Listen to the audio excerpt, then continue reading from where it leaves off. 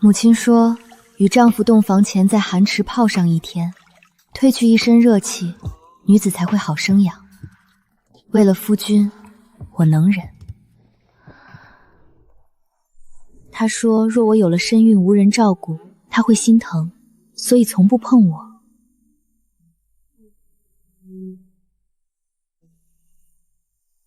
阿言，且等我，待我功成名就，定亲自接你进京。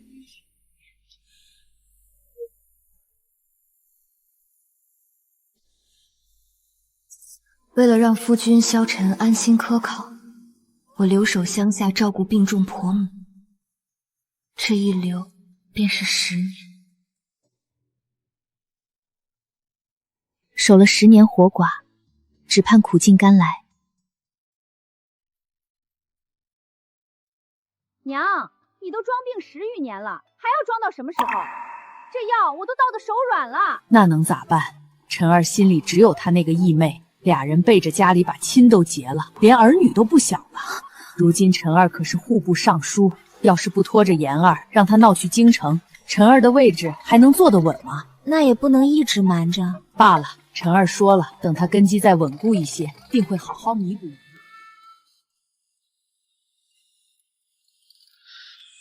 原来这10年的真心，竟是一场彻头彻尾的骗局。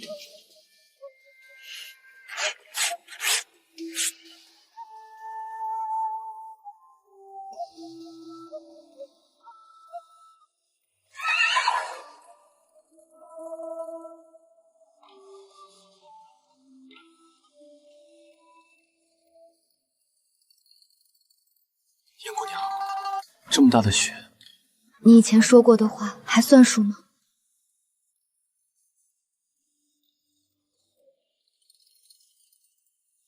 什么话？你说你心悦我，现在你还愿意娶我吗？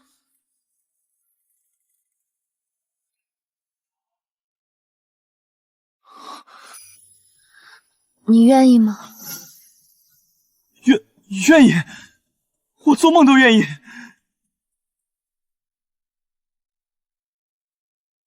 严姑娘，但我今夜就要随军出征，你给我1个月，这次我定立大功，风风光光回来娶你。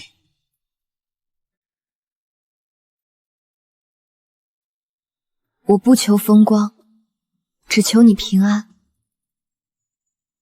哪怕只是个小兵，只要活着回来，我就嫁。好，等我。娘，这么晚了，你该早点休息了。妍儿，我回来了。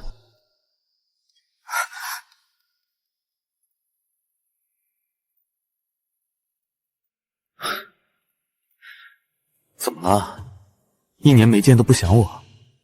还是说在生我的气？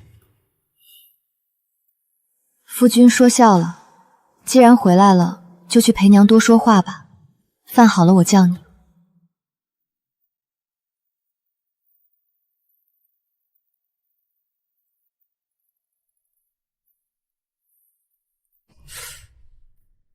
怎么感觉他像变了个人？阿言，你怎么了？夫君莫要多虑，只是太久没见，有些生疏罢了。生疏，我是嫌你脏。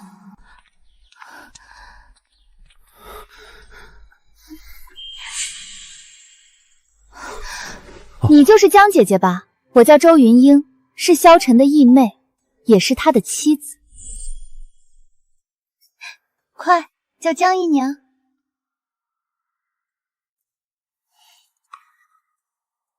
江姨娘，妍儿，你别生气，听我解释。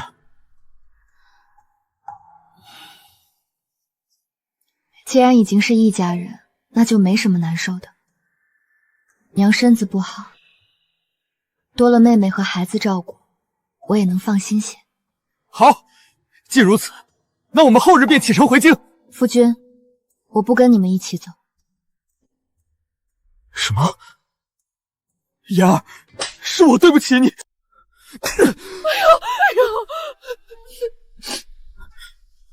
妍儿，我知道你心里苦，千错万错都是我的错。你要打要骂冲我来，别说气话。那年我进京赶考，路遇山匪，若不是英英舍命相救，我早就死在野外了。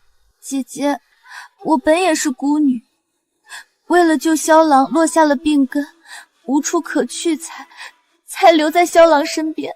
我原本只想认她做义妹，可为了报恩，为了给她一个家，妍儿，我是不得已啊！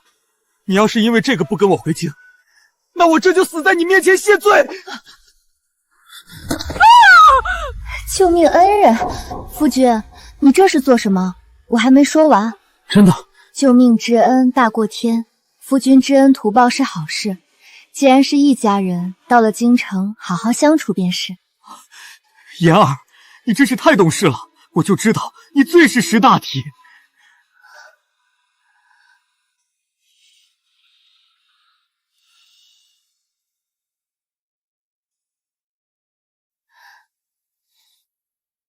只是咱们这一去京城，大概就不会再回来了。家里的田地和这旧老宅子，如果不处理，空置着还得给官府纳税，多不划算。妍儿，如今我已是户部尚书，不缺这点银钱，大不了就把田宅送给穷苦人得了，省得你费心费力。那怎么行？这屋子和地，当初是我拼了命做工，一针一线攒钱买下来的。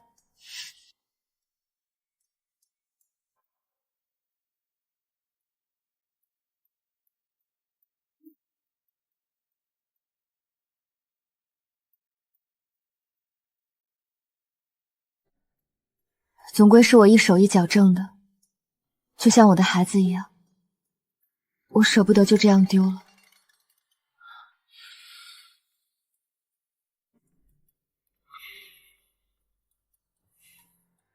妍儿，辛苦你了。夫君放心吧，我处置好便去找你，绝不耽搁。可是，万一御史台的人顺藤摸瓜查过来，说你发达了便抛弃糟糠之妻，这顶乌纱帽你还要不要了？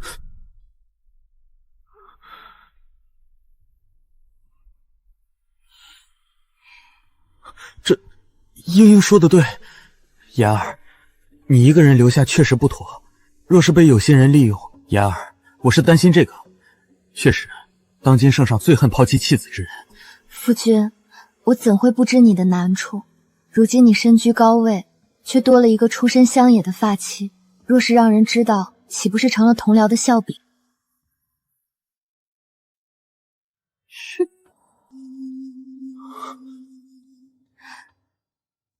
妍儿，你这是什么意思？我可以写个保证书，无论谁问，我都咬死说是萧家的养女，是夫君的妹妹，可好？妍儿，你竟然为了我受如此委屈。你放心，虽然没了名分，但到了京城，哪怕是妹妹，我也定让你锦衣玉食，绝不让你受半点苦。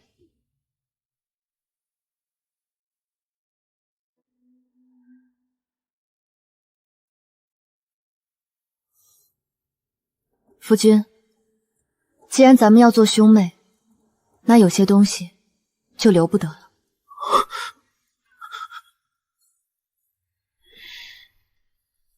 什么东西？婚书，你我的婚书。这，妍儿，婚书是你我夫妻唯一的凭证。穷乡僻壤成亲，没那么多规矩。只要毁了婚书，我便不再是萧晨的妻子了。你曾说过，我们的婚书是你最珍贵的东西。这些年，你为我付出了那么多，若是连唯一珍视的东西都毁了，该有多难过啊！要不，婚书还是先留着吧。真是煞费苦心啊，婆母。萧郎他如今前途无量，若被这一纸婚书绊住，言儿说的对，你如今的地位最怕留把柄。毁了吧。言儿如此为你着想，你将来好好补偿他就是。可就算如此，他仍旧10年如一日的将我扔在这里，心安理得的跟别人生儿育女。晨儿，你就听娘一句劝吧。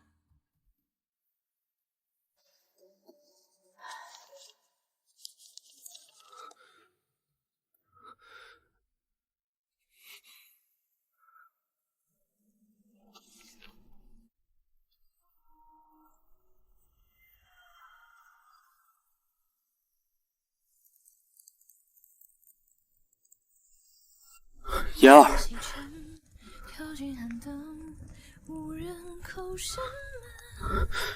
言儿，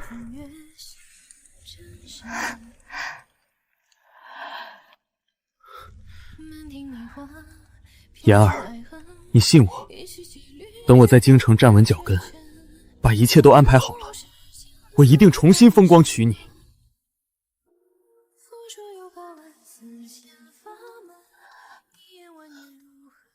我等你。言儿啊，是娘不好，娘瞒了你那么久，你一定很恨娘吧？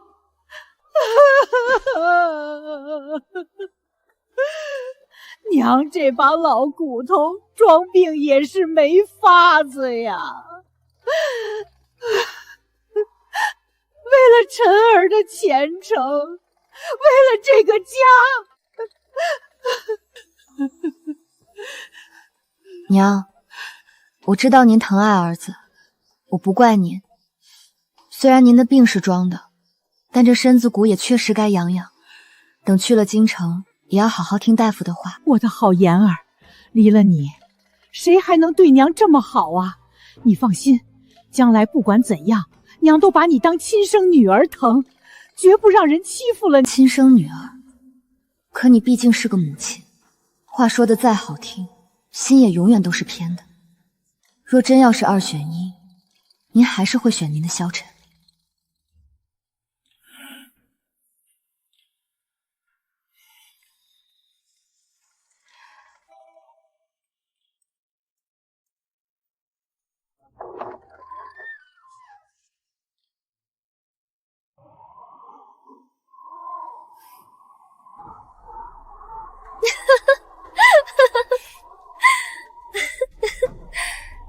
江姐姐，你也别太把萧郎的话当真了。我其实并没有救过他。江洛言，你还没醒悟吗？你以为萧郎带我回来，真的是因为我救了他的命？夫君亲口跟我说的，婆母也说，救命之恩当以身相许，让我成全你们。那是他们合伙骗你的。萧郎对我一眼万年，为了娶我，他故意跟我结拜，甚至亲手毁了我原本的婚约。原来这3年的相守，全是一场精心策划的骗局。你告诉我这些，不就是想让我识趣点儿，主动把正妻的位置让出来，离开萧家吗？离开？不，萧郎是个重情的人，你为萧家当牛做马3年，供他读书，供他考功名，他若真赶你走，会被天下人戳脊梁骨的。哼！我告诉你这些，是让你认清自己的身份。我的身份？等到了京城，萧郎封官进爵，我才是名正言顺的将军夫人。至于你，好好做你的妾，别肖想名分，更别肖想子嗣。哦，对了，还有婆母，说什么把你当成亲生女儿，你信吗？你觉得跟他的亲儿子、亲孙儿比起来，你赢得了吗？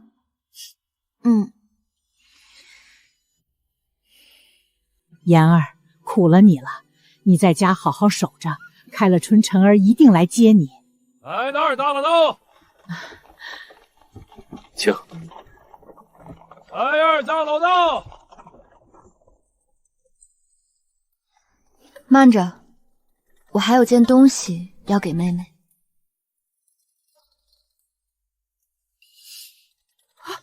妍儿，那是妍儿，那是萧家祖传给儿媳的。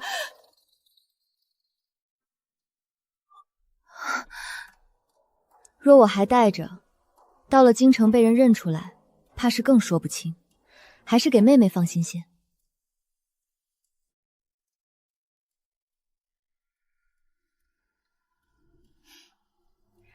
娘，妍姐姐说的是，等将来重聚，我再还给她就是了。妍儿，你放心，娘给你的东西只会属于你，在娘心里，唯有你是我萧家的儿媳妇。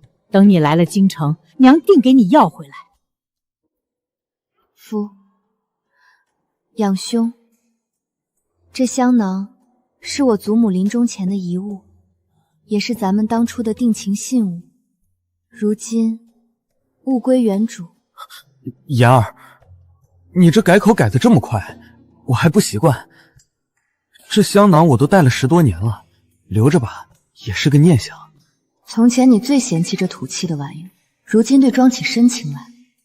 养兄，我一人留守乡下也怪孤单的，这香囊给我留个念想吧，等开了春，我到了京城再还给你。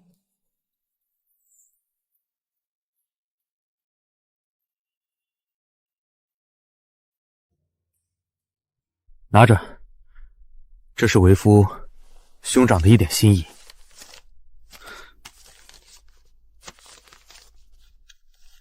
乖乖在家等我，开了春我亲自来接你，到时候我还有最后一件事跟你坦白。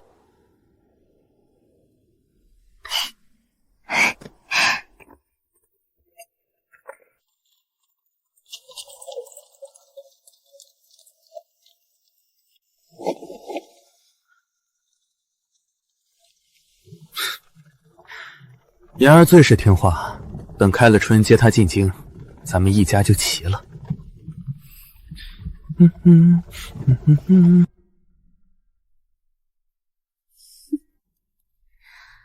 只要他安分，赏口饭吃，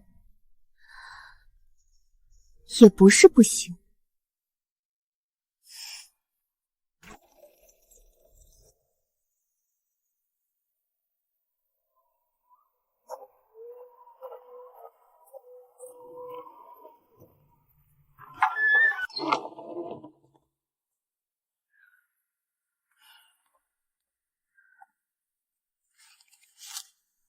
这种脏钱我不稀罕。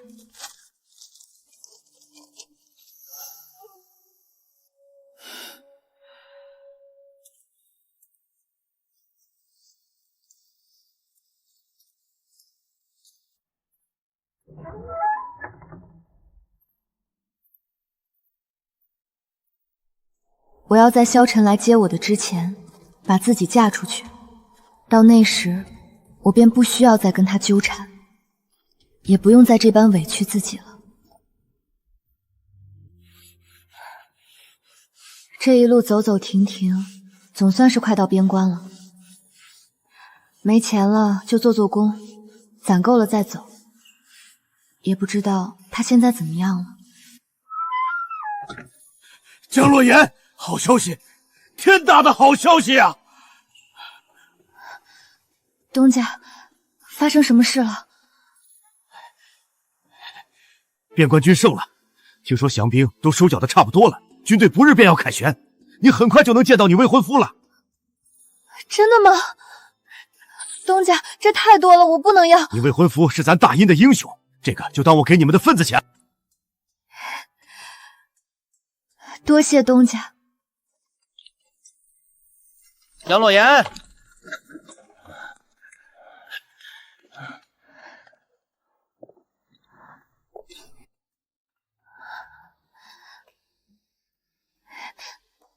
大人，小女子是来寻亲的。我未婚夫就在军中，能不能请大人帮个忙？军爷成千上万，我哪记得住？你那未婚夫叫什么？他叫魏林。大人，等他到了，烦请您转告一声，我在城东第2家租了房子，就在那儿等他。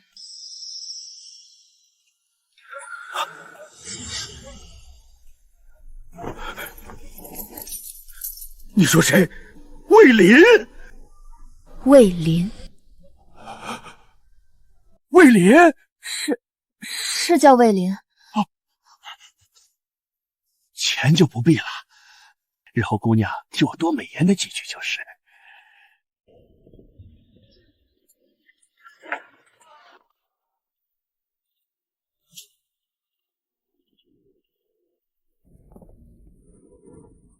魏林一个不起眼的小兵，跟他美颜有什么用？魏林，若你凯旋后还记得当年的诺言，这嫁衣便为你穿。若你变了心，我也能凭这双手，一个人过得舒坦。嫁给萧晨那天，我连嫁衣都没有，那盒金酒还是问隔壁邻居借的。是魏林回来了。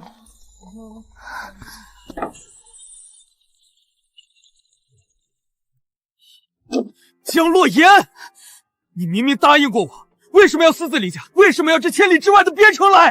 放开我！萧大人，自重！我精心准备了半个月，亲自跑回青山村去接你，可迎接我的是人去楼空。你知不知道我找不到你的时候有多担心？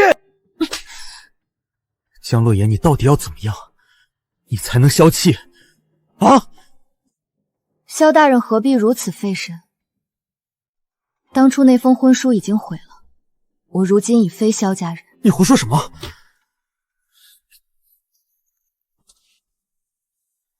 我以后去哪儿，是生是死，早就和萧大人你没有任何关系了。言儿，我知道那晚的事让你心里不快，但你也不该这般任性。任性？你明明答应过我要进京和我一起过日子，你怎么能出尔反尔，突然食言？食言？萧大人，成亲那天，你也曾跪在祖宗牌位前答应过我，说这一生绝不负我，永不二娶。如今你背信弃义在先，我离开在后，这一来一去，全当扯平了。萧大人，咱们就此两清吧。两清？言儿，我们之间有10几年的夫妻情分，我是吃着你讨来的饭，穿着你缝的衣才考上功名的，这些债，你一句两清就能抹杀吗？你说什么两清就两清？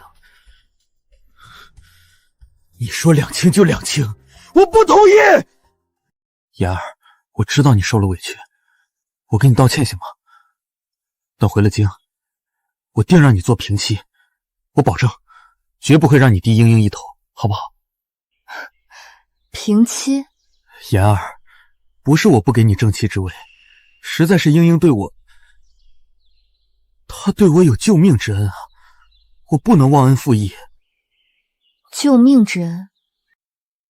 萧晨，事到如今，你还要用这个谎言来骗我吗？你的道歉还真是敷衍的让人恶心。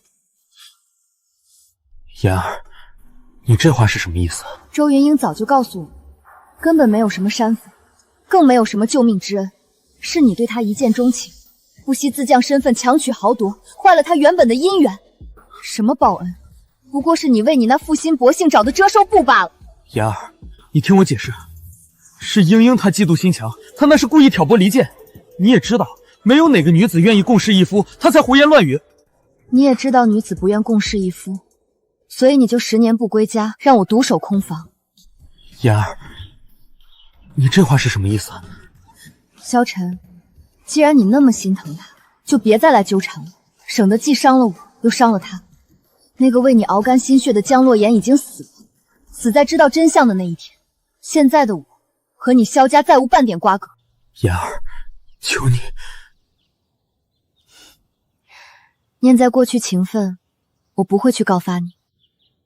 我只求你赶紧离开。我未婚夫马上就要随军凯旋，我不想让他误会。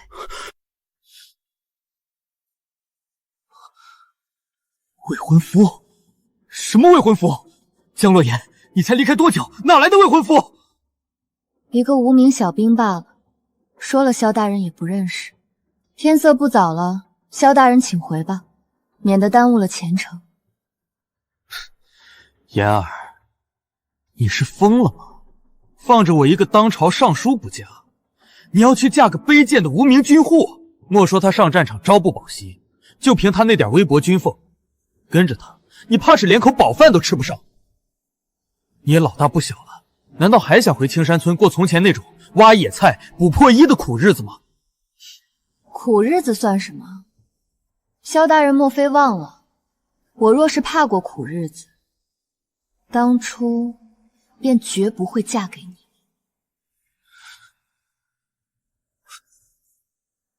请萧大人慎言，莫要再诋毁我未婚夫。他虽不如你荣华加身，待我却是一片赤诚，断不会像你这般喜新厌旧，满口谎言。我没有，言儿，你真的误会我了。这些年，我虽娶了英英，但心里一直是有你的位子的。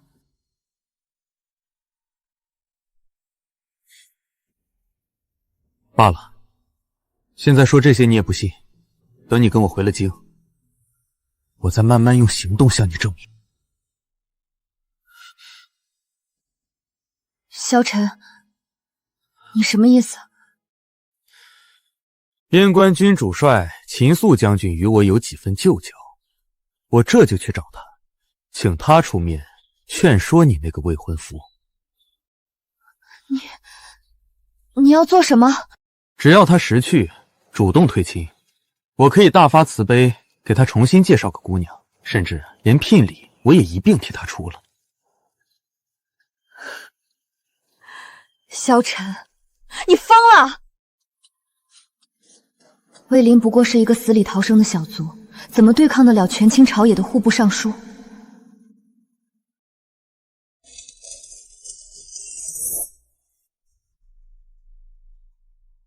站住！谁也不许动！言儿，你这是干什么？快把剑放下！谁也不许动！萧晨，你若敢动他分毫，我立马死在你面前！你疯了！为了一个无名小卒，你连命都不要了？我的命确实不值钱，但你堂堂户部尚书，若是背上一个逼死良民、强抢民女的口职，你这尚书之位还坐得稳吗？言儿，你先放下剑，有什么话咱们进屋好商量，别伤了自己。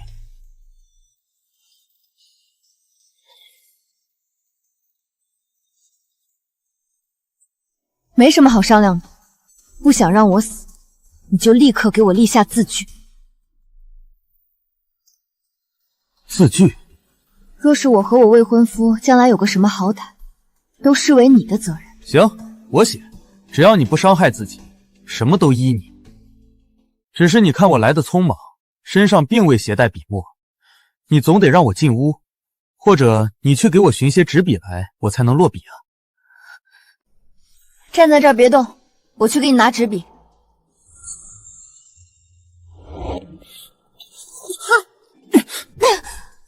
跟我玩这种把戏，你还嫩了点儿。萧晨，你这个混蛋！看好他，若他少了一根头发，唯你们是稳。我这就进城去见秦将军。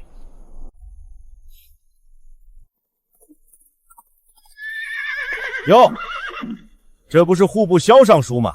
什么风把你吹到这荒凉边城来了？秦将军，真是巧了，晚辈正要去寻您呢。哦，刚听你说要找我，可是有什么军国大事？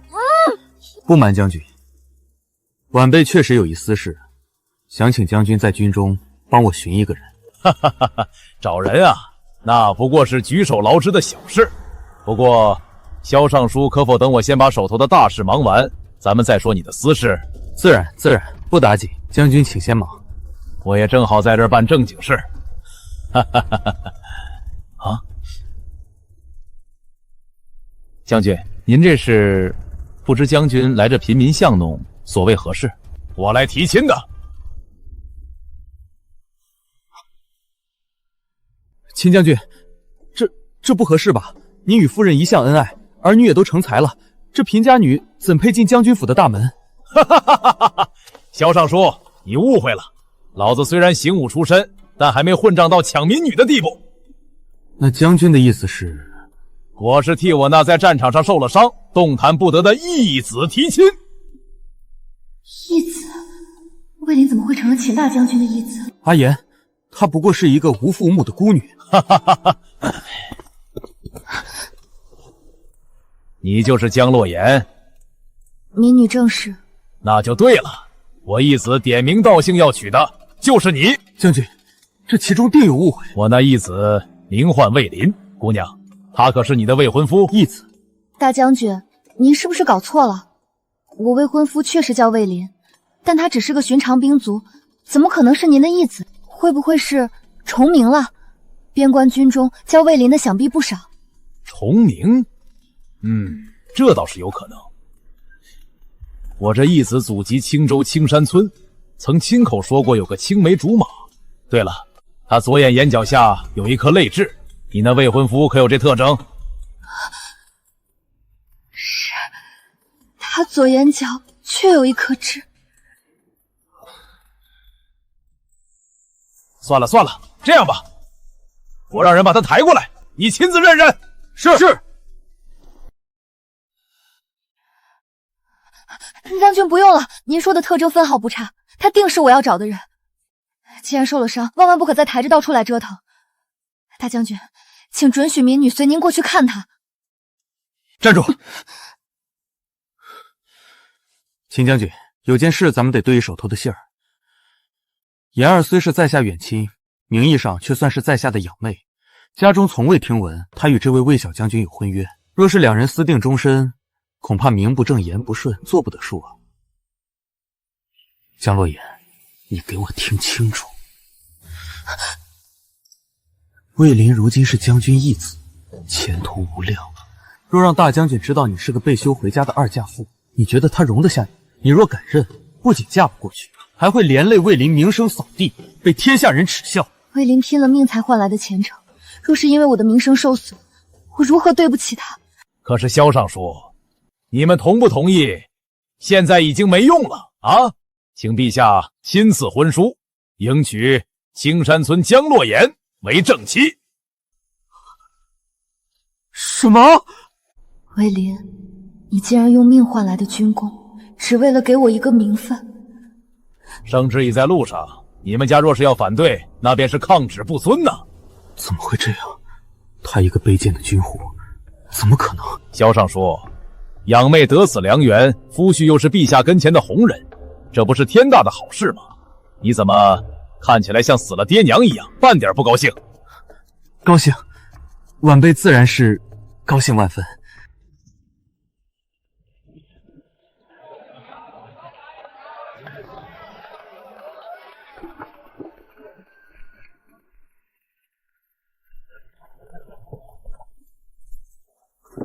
萧尚书，陛下御笔亲批，赐婚魏林与江洛言。微臣领旨。你既然是江洛言的养兄，这备嫁之事可得办得风光体面，莫要丢了朝廷的脸面。定不负圣恩。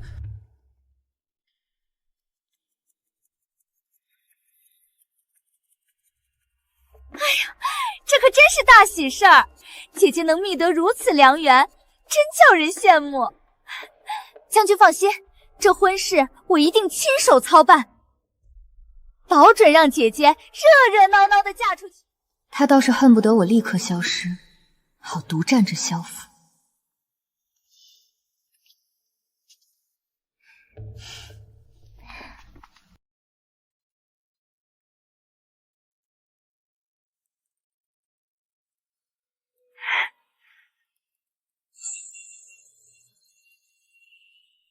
江洛言，我来提亲了。大将军前几日不是才带你提过，你伤还没好，何必又折腾这一趟？那不一样，义父提的是圣命，我提的是真心，这样才显得我重视你。其实急着来，是怕我昏迷太久，你会被某些不怀好意的人抢走。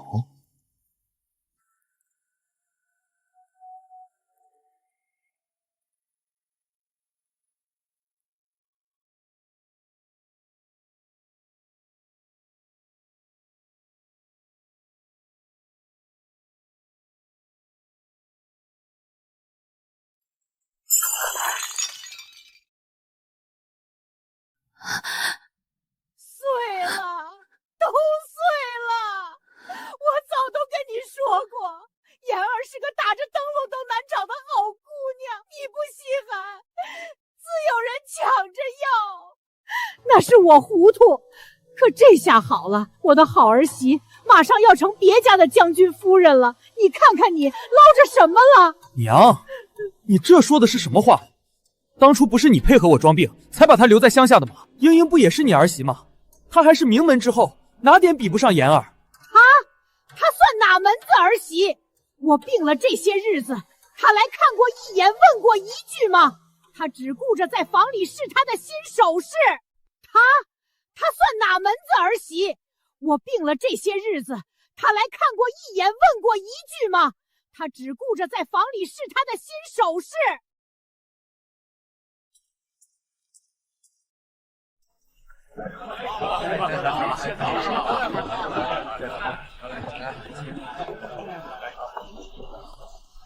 传奏萧夫人，这下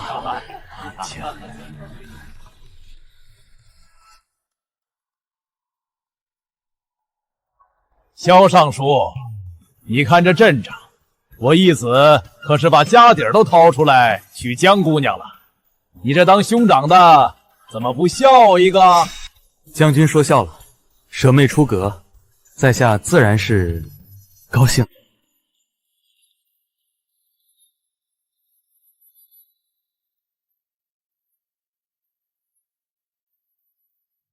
妍儿，等我高中，让全天下都羡慕你。如果不曾纳周云去，如果我不曾骗他，此刻牵着他的人，该是我。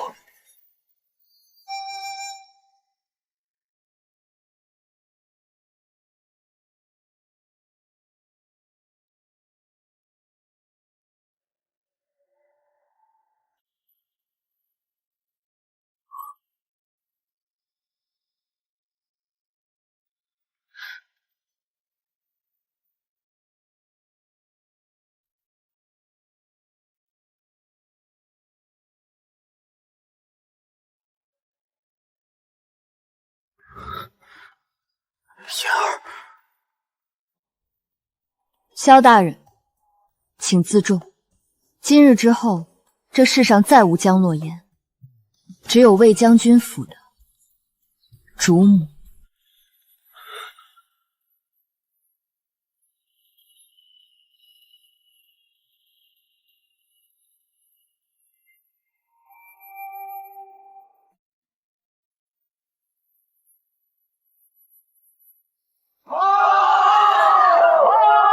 萧大人，多谢这月余的照料。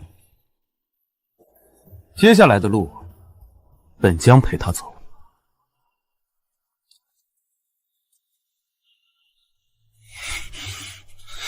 圣旨到！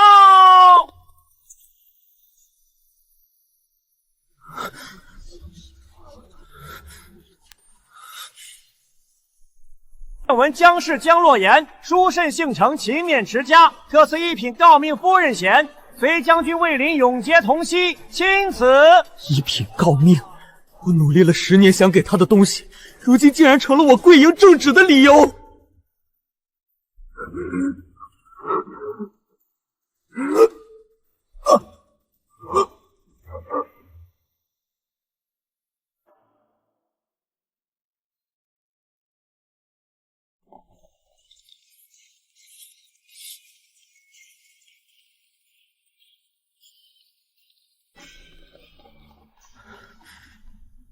那是我的，那本该是我的亲。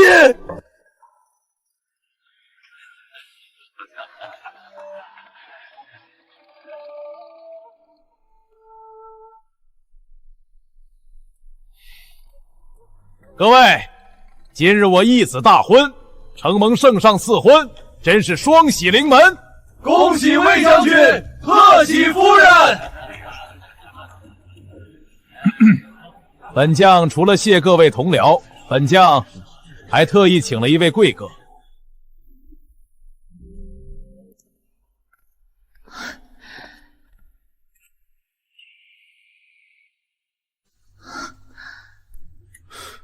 二婶，她怎么在这儿？二婶，别怕，若没您当年的照拂，妍儿走不到今天。好，妍儿，你总算是苦尽甘来了。二婶，您是妍儿的救命恩人，这杯酒，本将敬您。哟，这不是萧晨吗？当了大官果然不一样了，穿得这么精神。二婶，叙旧的事稍后再说。各位大人有所不知，这萧大人和咱们妍儿啊，那是正儿八经拜过堂的。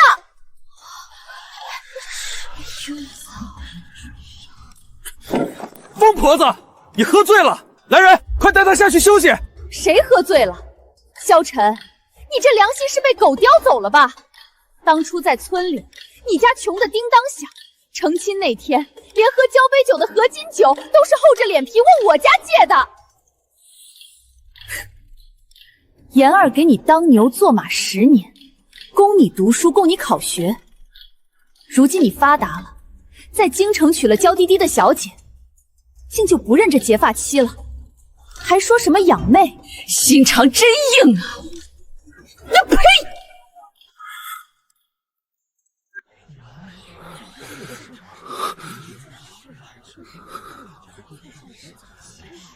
竟然是结发妻！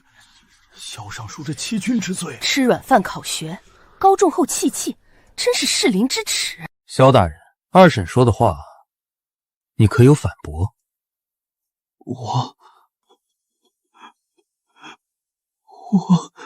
萧大人，合金酒的钱我早就还给二婶了，你欠我的，这辈子也还不清。疯婆子，满口胡言！你定是受了谁的指使，来朝廷命官的婚宴上撒野？我撒野？萧晨，你这良心是被狗叼走了吧？当初在村里，你家穷的叮当响，成亲那天连喝交杯酒的和灵酒都是厚着脸皮让我家借的。妍儿给你当牛做马10年，供你读书，供你考学。你忘了你娘装病，是谁在床前接屎接尿伺候了10年？还愣着干什么？把这疯妇拉出去，堵住她的嘴！我看谁敢动！哼，萧尚书，急什么？若真是疯话，你心虚个什么劲儿？各位大人，莫要被这乡下婆婆骗了。什么结发妻？我夫君洁身自好，从未有过婚约。倒是这位江姑娘，在乡下名声败坏，早就跟村里的野汉子不清不楚，这才被萧家赶出来的。她不过是个残花败柳，使了狐媚手段，才爬上魏将军的床。江洛言，你敢不敢当众发誓，你这身子还是清白的？你这种烂货，也配穿这身一品诰命的红袍？本将的夫人，也是你这种贱人能编排的。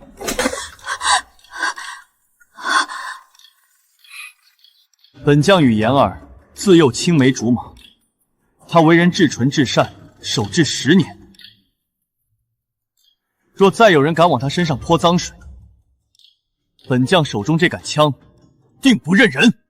萧大人，当年我为了守你的名声，在乡下忍辱负重，如今你却放任你的宠妾毁我清白。这10年，我江洛言全当喂了狗。迎妻再娶，瞒天过海，此等败类，岂能居于尚书之位？明日早朝定要参他个齐君往上。完了，全完了！不仅是妍儿，我的仕途，我的一切，全完了。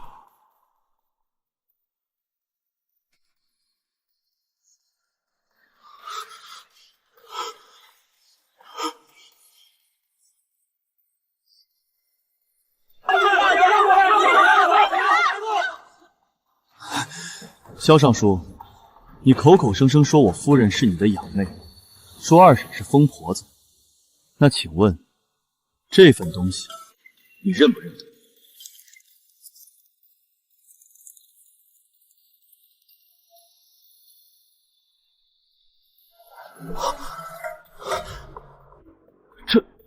这不可能！明明已经在那晚被撕碎了，对吗？萧晨，你忘了，我这双拿惯了针线的手，最擅长的就是缝补。你碎掉的每一寸情分，我都一针一线补好了。还有这一份，这是萧晨高中前亲笔写给我夫人的承诺书，10磅严重，待我金榜题名，定许卿红妆10里，一生不负，永不二娶。萧尚书，这上面的字迹和官印，需不需要请翰林院的画师来辨认一二？天哪，这字迹分明就是萧尚书的，一边写着永不二娶，一边在京城攀附权贵，这简直是读书人的耻辱！混账！萧晨，你身为户部大书，圣上钦点的重臣，竟敢如此瞒天过海，将圣上赐婚当成你遮羞的幌子！严大人，您听我解释，我只是不想让乡下婚约耽误了前程。你的前程是建立在欺君之上的吗？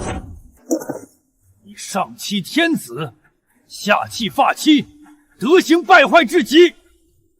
秦老将军，老夫这便连夜回御史台，联合各部联名上奏，明日早朝，高位科人定要弹劾这欺君罔上的伪君子。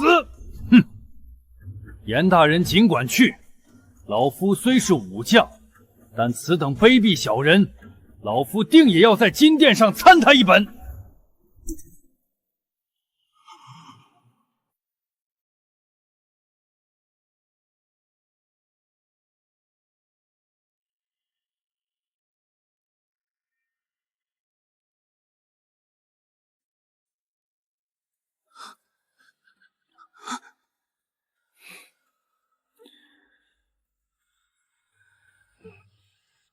妍儿，外面的风雪散了。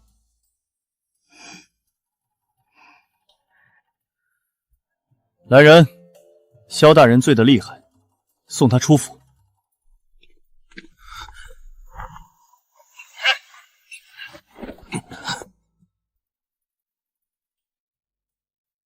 如果不曾带周云英回来，如果不曾贪恋权势，我到底弄丢了什么？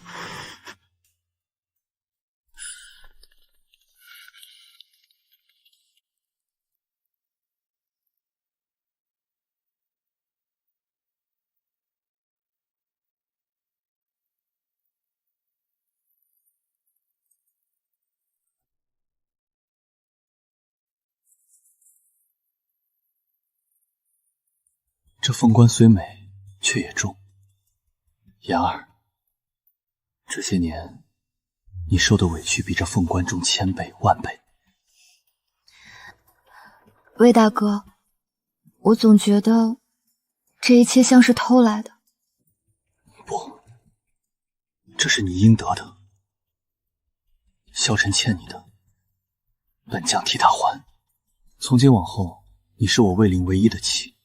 这辈子上至九重天，下至黄泉路，再没人敢让你受半分委屈。若有，本将便平了他的门庭。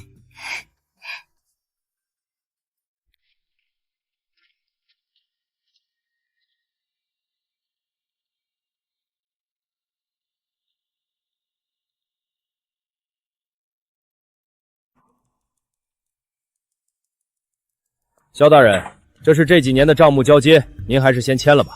交接？本官还没被革职，你们这是要造反吗？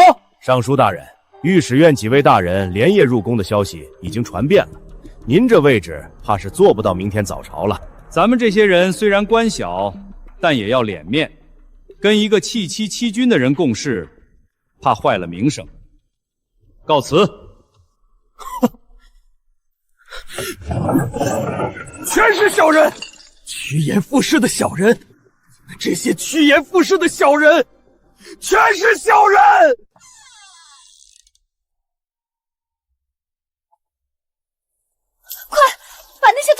带上，要是被抄家了就全没了。别你快紧了！你干什么？本官还没倒，你就想着逃命？没倒，全城都知道你弃军了。江洛言那个贱人，他就是存心要害死我们。当初我就说不要让他进京，你非要接他回来。现在好了，诰命没了，尚书夫人的位子也没了，我周玉英怎么嫁了你这么个没用的废物？闭嘴！你给我闭嘴！闭嘴！你闭嘴！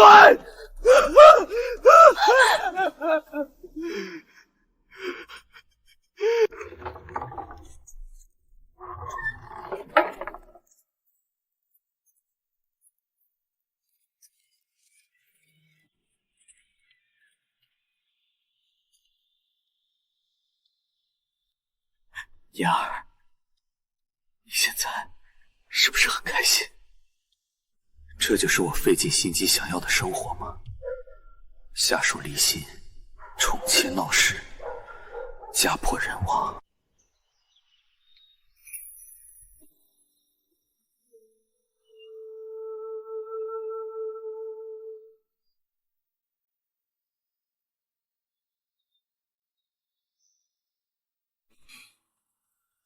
夫人，今日这枚让为夫代劳如何？你一介武夫，拿惯了刀枪，哪会使这种细巧物件？别把我画成个张飞才好。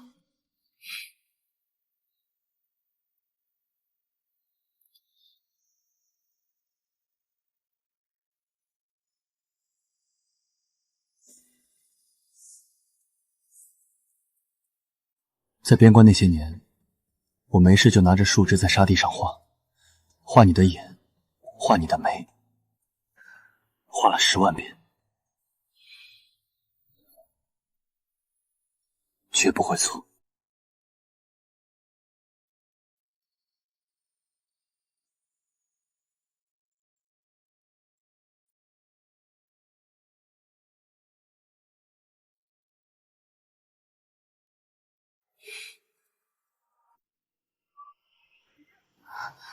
这是当年我塞给你包袱里的那些。当年我一个穷小子，兜里连个铜板都没有，拿什么娶你？除了去拼命，我没别的路走。有一回，全军被困黑风谷，断粮7日，兄弟们都饿得嚼草根啃马皮，我就是靠着这几块硬如石头的饼子渣，生生熬过了那场风起。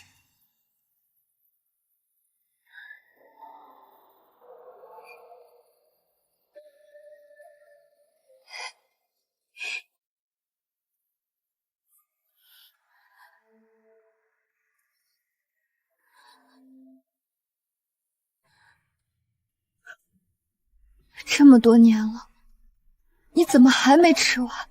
舍不得吃，在死人堆里爬不出来的时候，我就隔着盔甲摸摸这个袋子，摸到它，我就能想起你在村口大树下送我的样子。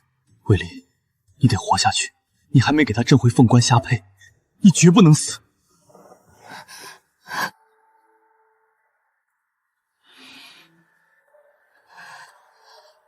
魏大哥，对不起，让你受了这么多苦。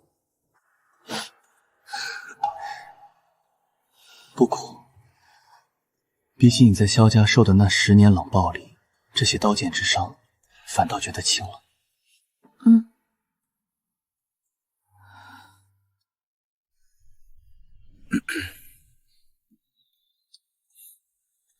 将军、夫人，宫里的封赏折子下来了。圣上念及将军战功，特赐夫人护国夫人金牌，出入进宫免贵。妍儿，你看，我说过要补给你的，这只是个开始。萧晨，你弃如敝里的草，如今已有人将它视作掌中宝，这世间的公道终究是回来了。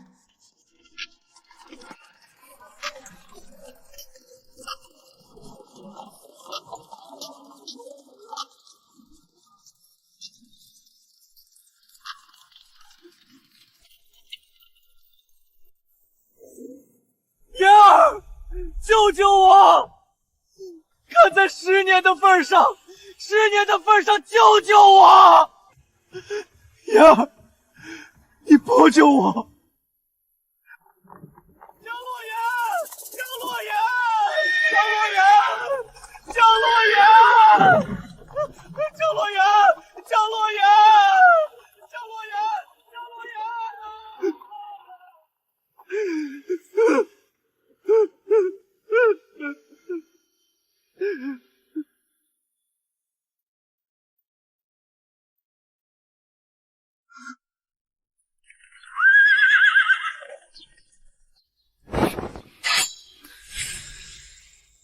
我去杀了他！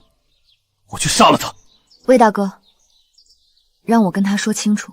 妍儿，御史台已经封了我的公文，只要魏将军一句话，只要他肯在陛下面前替我美言，我定能保住官位。你忘了吗？当年我进京赶考，你为了给我攒盘路，连夜修了50方帕子，眼睛都差点瞎了。你对我是有情的，对不对？情，萧大人，你也配提这2个字？那50方帕子换来的银钱，被你转身买了珠钗送给周云英。我瞎掉的眼睛，换来的是你10年的杳无音讯。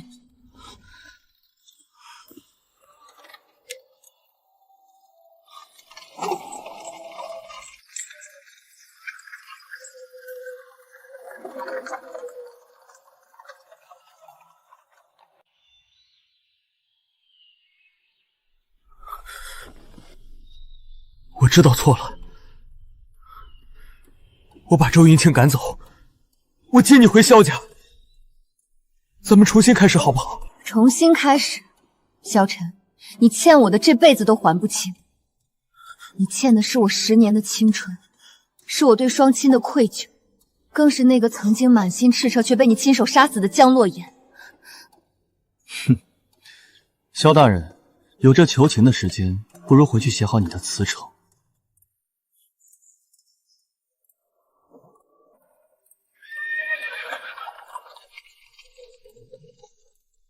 妍儿，妍儿，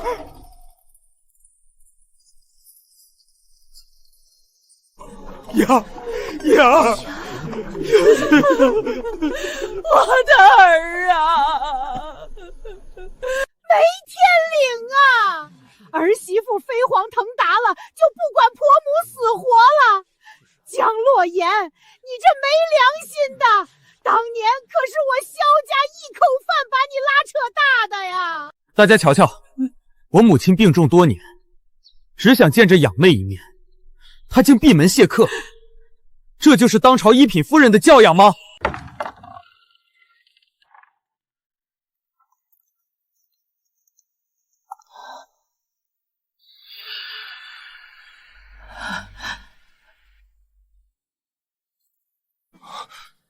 婆母说自己病重多年，正好我这些日子跟宫里的御医学了几手。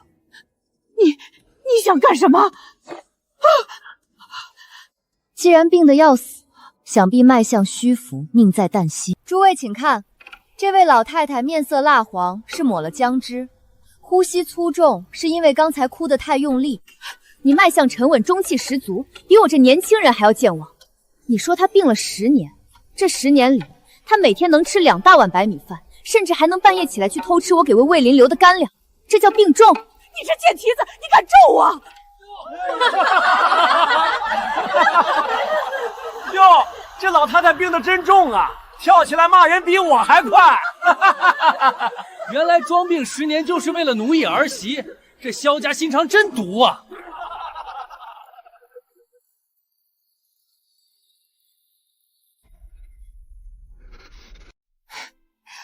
萧大人，百善孝为先，你教唆生母在将军府门口撒泼，这书你当真是读到狗肚子里去了？管家，记下这2位的相貌，往后若再敢登门骚扰，直接送官查办，罪名欺诈要挟。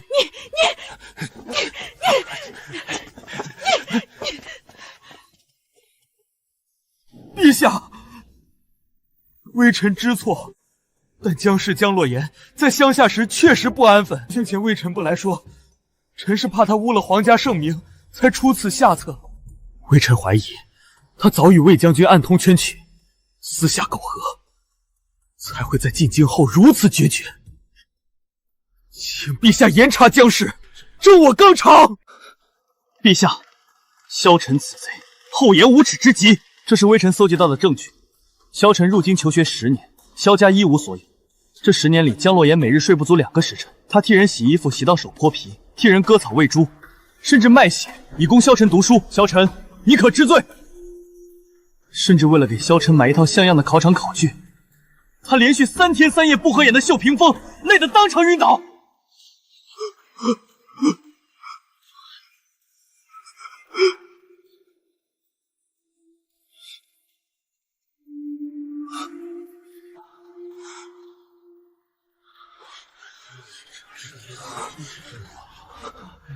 这是江洛言从牙缝里省下的讨饭钱。萧晨在京城锦衣玉食结交权贵时，吃的每一口饭，读的每一本书，都浸透了江洛言的血汗。他高中后不仅不接发妻，反而利用生母装病将其囚禁乡下。此等负心薄细、忘恩负义之徒，有何面目谈纲常2字？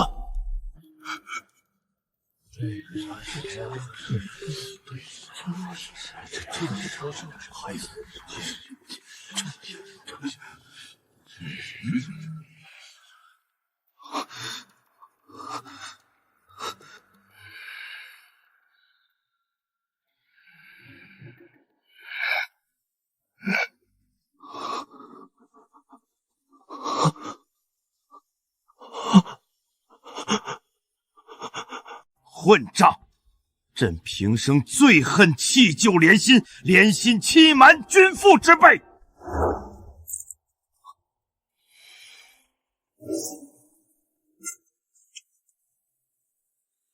传朕旨意，户部尚书萧晨行径卑劣，德行有亏，即日起革去尚书之职，连降3级，降为从8品翰林院编修，罚俸5年。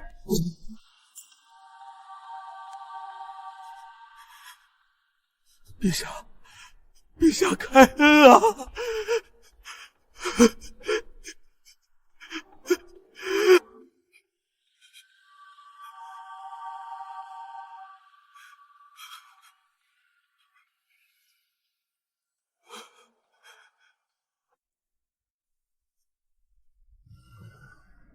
户部尚书萧晨行径卑劣，欺君罔上，着即夺其尚书衔，降为从8品翰林编修。其母德行有亏，夺去诰命封号，钦此。哼，萧大人，往后在翰林院抄书，可得长点记性，莫要再动那些歪心思了。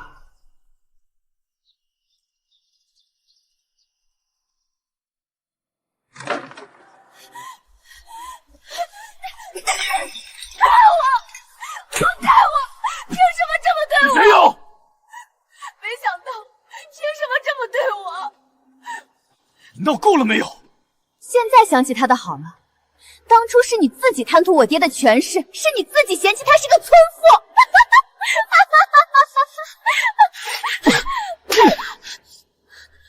扫把星，你毁了我的一切！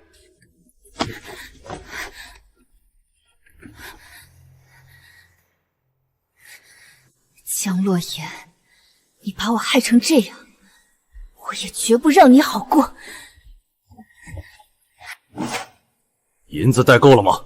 魏林杀了我那么多兄弟，这笔账得从他心尖丑身上掏。这不仅是买命钱，还要买他的脸。我要让他求生不得，死伤无门。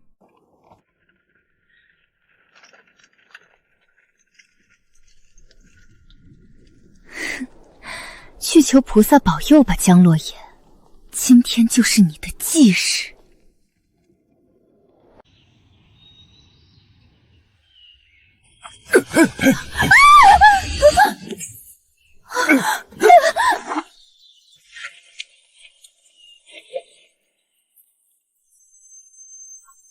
魏林不是很爱你吗？你说他要是看到你这张脸烂掉，还会不会抱你？周云渊，你疯了！魏林绝不会放过你。我早就什么都没了，要死我也拉着你垫背！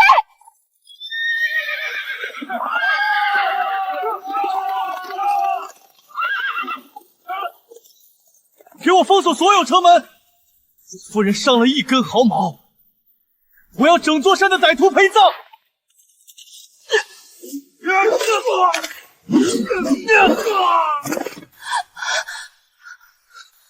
站住！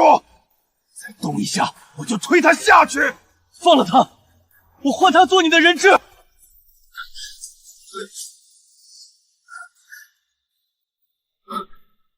萧晨停止好任何生气，若我能救下江洛言，魏林定会放我一马，官位还有希望。你不要！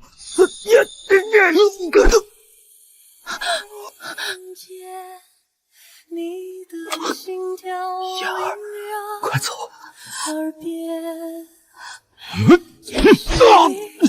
萧晨，你这下我能还清了吗？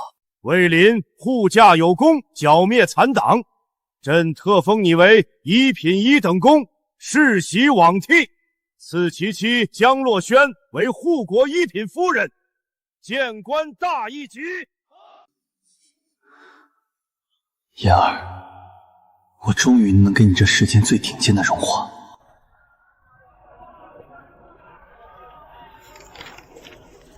江掌柜，您这手艺连御膳房都夸，真羡慕魏公爷有福气。我不过是做了自己想做的事情。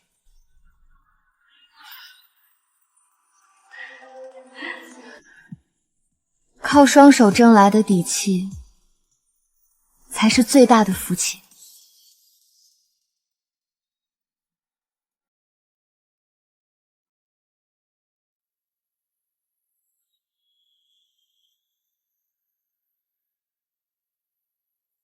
言儿，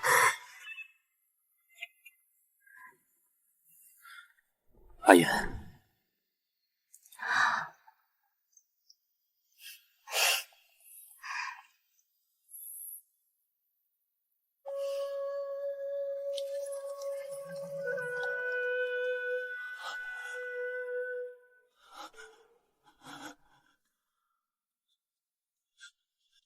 我丢了。我把这辈子最好的珍珠枯腹亲手丢了。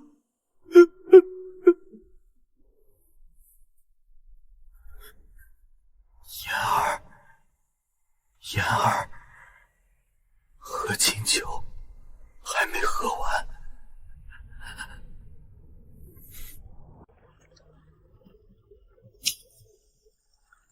当年你送我走，也是在这儿。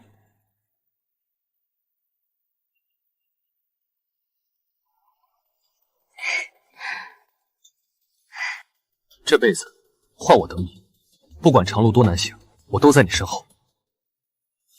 魏大哥，谢谢你给了我重活一次的勇气。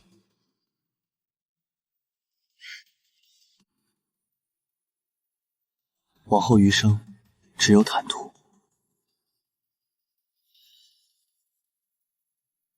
风雪都过去了，